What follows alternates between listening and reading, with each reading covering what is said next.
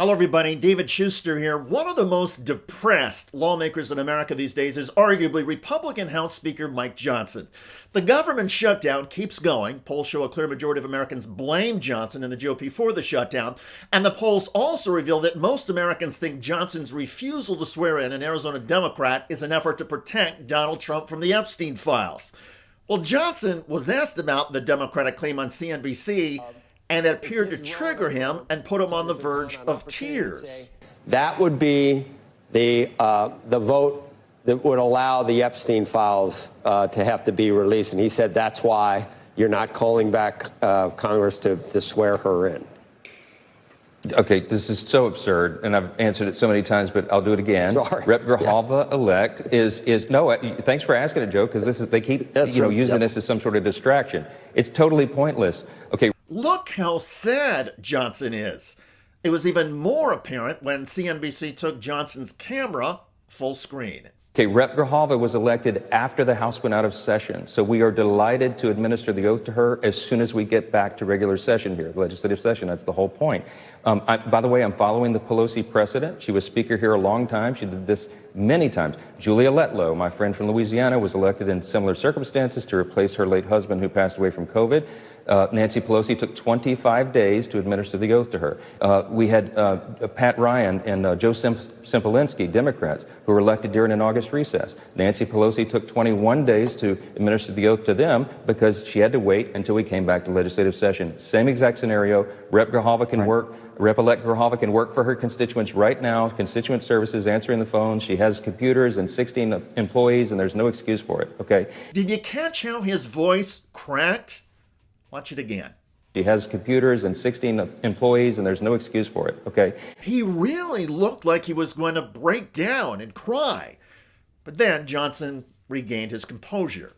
With the Epstein files are being released. 43,000 pages now. There was another batch of documents dumped on Friday of last week, which included Epstein's personal ledgers, his financial ledgers, his daily calendar, his flight logs, all the things that people have been saying they wanted. It's all coming out. Why? Because the House Oversight Committee has been working through this period, even when we're not on the House floor, to go through and dig through the Epstein estate files and all the rest and get them out. So these are all distractions, all distractions. Poor Speaker Mike Johnson. The big bad Democrats are distracting him and taking him off message. For the record, the Epstein documents being released by House Committee are from the Epstein estate and lawsuits against him.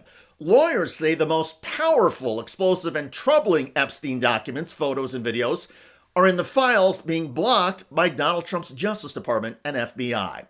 The House discharge petition, which would get triggered once Democrat Adelita Grijalva is sworn in, would force a vote on the public release of everything.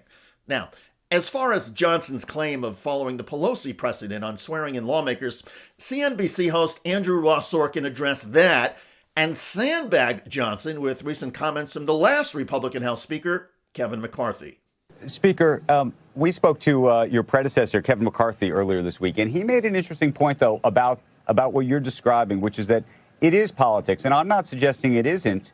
When you even look at what Nancy Pelosi did, and we could just, if we wanted together, we could say this is a disgrace and condemn the fact that politics are taking place here and that there is a precedent. But I think rather than look to that, the question is, it doesn't have to be this way.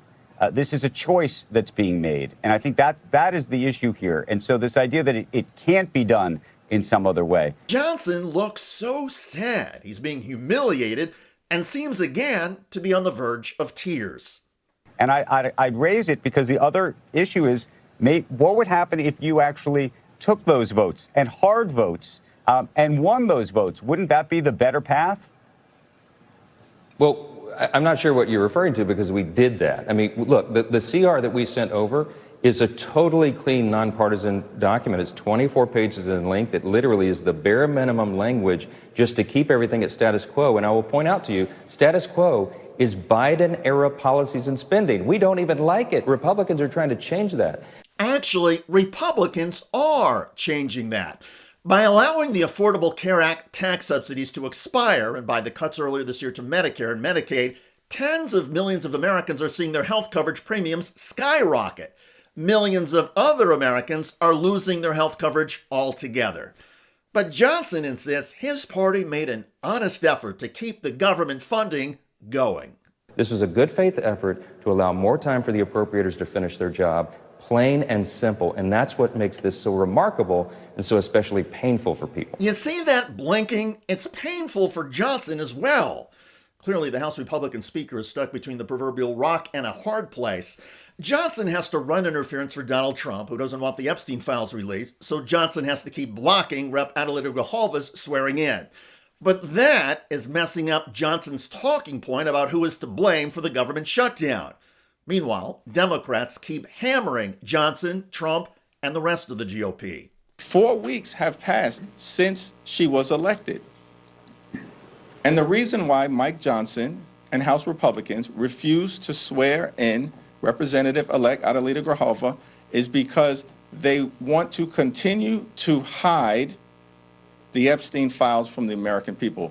That's crystal clear at this point in time.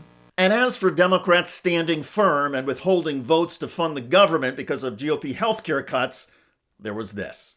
Yeah, we do want to restore the fact that the largest cut to Medicaid in American history has been visited upon the American people by Donald Trump and Republicans, even though they promised to love and cherish Medicaid.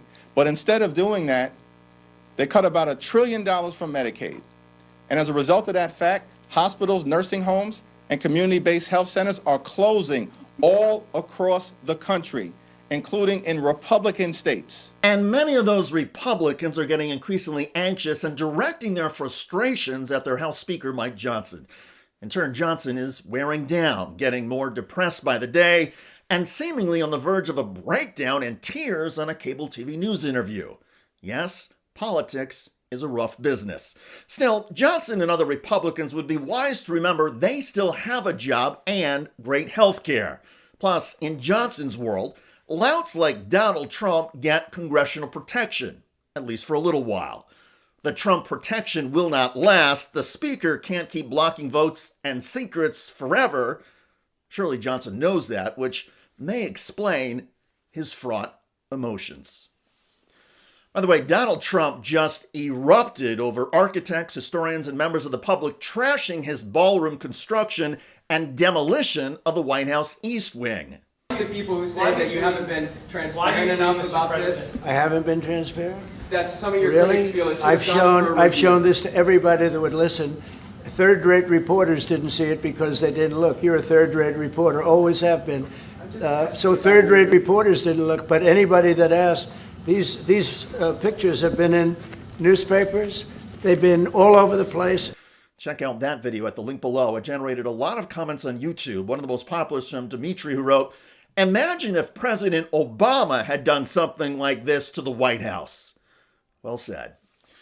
I look forward to reading your comments about tough questions making a sad Republican House Speaker Mike Johnson nearly break down on live TV.